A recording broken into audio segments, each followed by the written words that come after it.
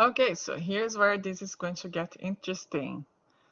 So I showed you dynamic programming that we are aligning two strings, right? And then we have this table that we are traversing, and you're trying to see, does it go like this, or like how do I end up here? Did that go like this, or like this?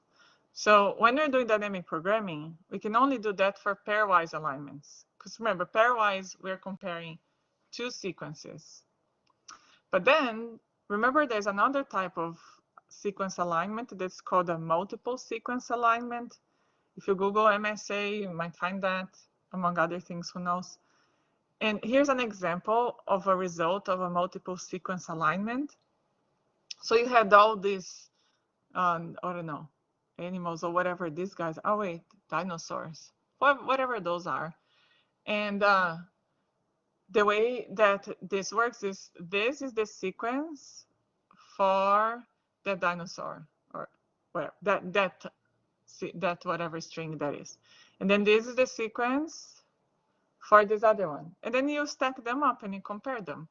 So, all right, they agree on this. Oh, there probably was a very low score from cysteine to alanine. Anyway, and then you see where they agree. And then they all have threonine here, all have alanine. Anyway, this is a result of a multiple sequence alignment.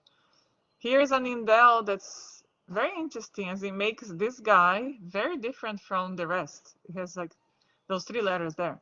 And second most similar would be this one. So I'm already giving you some idea of, we're going to group these guys into most similar to most dissimilar in the future.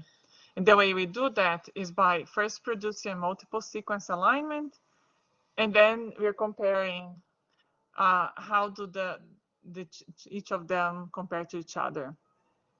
So the point of this slide here is actually to tell you that dynamic programming is for pairwise.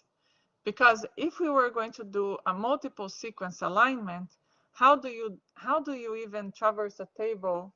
Here I'm comparing Elsa, Olaf, and Anna. I guess I had watched Frozen when I made this slide. And how do you traverse this? So you'd have a three-dimensional space to traverse. And you're like, okay, sure, I can do that, or the computer can do that. But how about if you had this many? I mean, it's really hard to think in more than 3 dimensions. So there has to be other uses and other ways of comparing more than 2 strings. So in exam, I also ask you this, dynamic programming, why do we use that for pairwise? And it's basically because it's the best. It gives you the best result. But the downside is that it's computationally expensive. As in, it takes computer resources, and you're like, well, computers run things fast.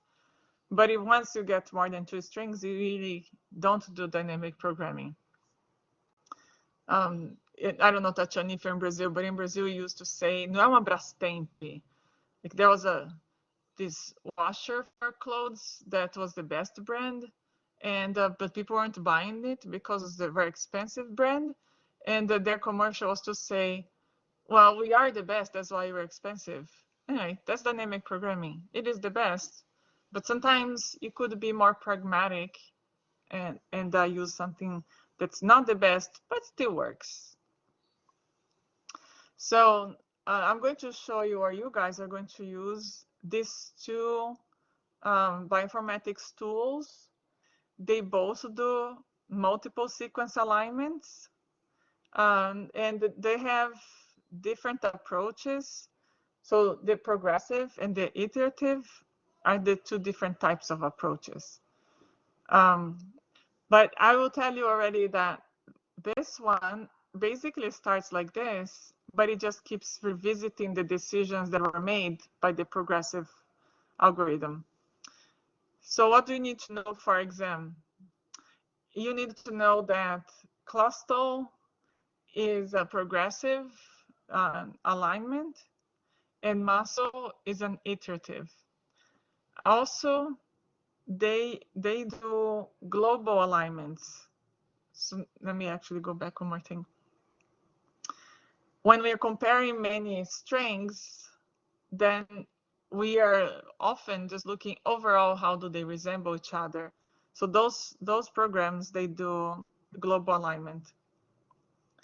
Let's see what else I want you to know from this. Yeah, that's it. I won't tell you when basically the question will be like this: compare these 3 or more strings and find the consensus, or compare these 3 or more using the iterative alignment, which normally performs better. The reason why I present these ones, because of historical reasons. This is the first multiple sequence alignment, or not the first, one of the first, but this one performs better. This is not even the latest one. There's a huge list of alignments, but I only show you 2 just to convey the idea of there are different ones out there. So far so good. So for homework and exam, I just give you, here are the strings, and I want to know which parts they have in common or how similar they are. And then it's your job to know that you need to Google either cluster or muscle. And if I don't specify which algorithm or which approach I wanted to use, that means I ran both and I got the same result for both. So I'm letting you choose. It doesn't matter. So when you go online and you Google muscle, in my computer, it's a picture of my husband that pops up. That's the result. I'm kidding. My computer actually knows that that's the one I want.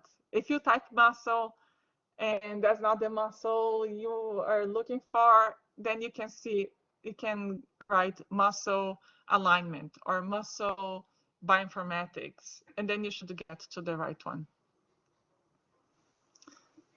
So here are the 2 different methods. So these 3 building methods. Okay, the tree is this pictorial depiction of which sequences resemble more the other sequence. And there are different approaches, as I'm telling you. So here's what I want to learn from this.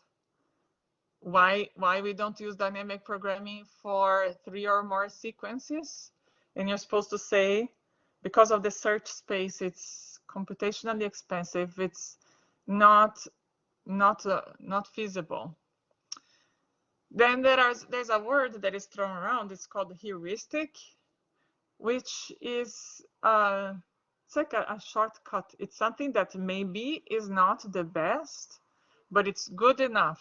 It's kind of like, it's learned from experience that it works well enough for the purpose you need it. And which is trying to tell you that dynamic programming is the best. But if not the best, we use heuristic approaches, which is like not the best, but good enough. The 2 methods are those 2 I already mentioned, but I'll mention again. And or the progressive and iterative. There are others, I'm just showing you 2. The bioinformatics tools, you need to write this down somewhere so you know to Google them during exam. Cluster or muscle, you're going to run it in class 2. And how do they, in the end, you will see that they can produce different alignments, even if you are aligning the same sequences using one versus the other. All right, so now you stare at this, and there isn't actually a right answer, but I want you to have a minute for yourself. Look at these figures and tell me on the chat, if you're going to align these 6 shapes, now what are you doing when you're staring at these? Maybe you can tell me which 2 you think align best.